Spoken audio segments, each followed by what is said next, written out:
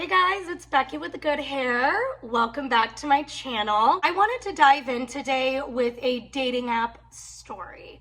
So if you are in the trenches, you know how much the dating apps absolutely suck. Even if you're not on the dating apps, you've probably seen TikToks with people talking about their horror stories.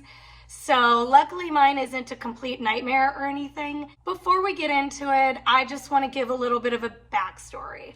So when I've been on the dating apps off and on throughout the years, I pretty much don't even bother feeling like anything's gonna come of it because nothing ever does. So basically what it has turned into is pretty much a social experiment and testing a hypothesis. So if you're new here, hi, hello. I am a leftist and I'm also child-free. I don't want kids. In my experience on the dating apps, the vast majority of the dudes on the dating apps do not list their political views, period. My hypothesis is it is because they are Trumpers. They're closet Trumpers. So basically what I've been doing on the dating apps is just testing my hypothesis.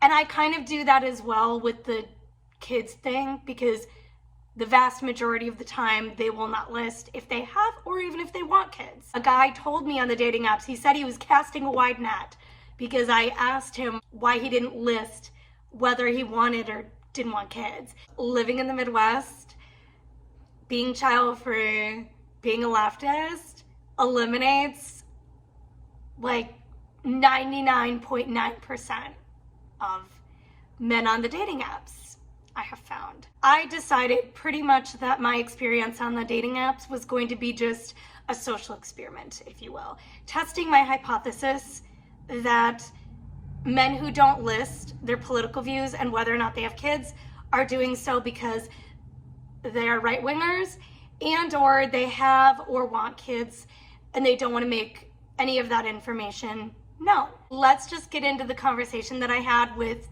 a random guy who I was testing my hypothesis on. If you're not familiar with Hinge, people can like your photos and you can choose whether or not you want to like their profile back and then match up. In my profile, I say that I'm liberal, but I put a lot of stuff in my prompts emphasizing that I'm a leftist and that I want to date someone who is child-free. It's all very clear in my profile. So it's very interesting that guys who are conservative, guys who have kids, guys who want kids are liking my profile. It obviously is very evident the guys either don't read profiles, they don't even care. So this guy that I was testing my hypothesis on, his name is Chris. He lists nothing about kids, whether he has them or whether he wants them or not. Lists nothing about his political views. Perfect, the perfect candidate to test my hypothesis on. Conversation was quite dry, boring, nothing exciting. So it was right before the 4th of July where he asked me if I had any plans for the 4th.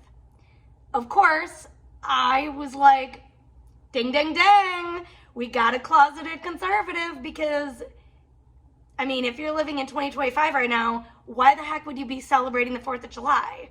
You know what I mean?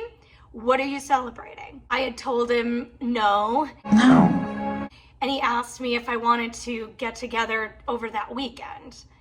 And we hadn't been talking for very long, so I was like, I don't know anything about this dude. You don't know anything about me. Why would I want to hang out with you? When he asked me that about hanging out, I decided, okay, here we go. I'm gonna be able to test the hypothesis. Here we go. I told him, maybe. I don't see your political views listed on your profile or whether you have or want kids. So I'd like to know about those first. And everything is on my profile. So he answered and said, I have no kids. I'm on the fence about kids. I would like to have kids, but I like the freedom of doing things randomly. Political view is a hard one to share. In a relationship, kids and political views don't matter to me. How can you date somebody if one person vehemently does not want kids, is also sterilized, and then another partner who is, I don't know, like I might want kids, I might not, and then they end up probably wanting kids?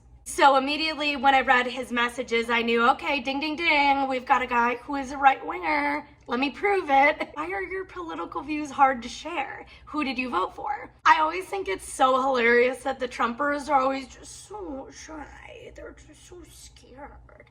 They don't want to share who they voted for. Why are you scared, bro?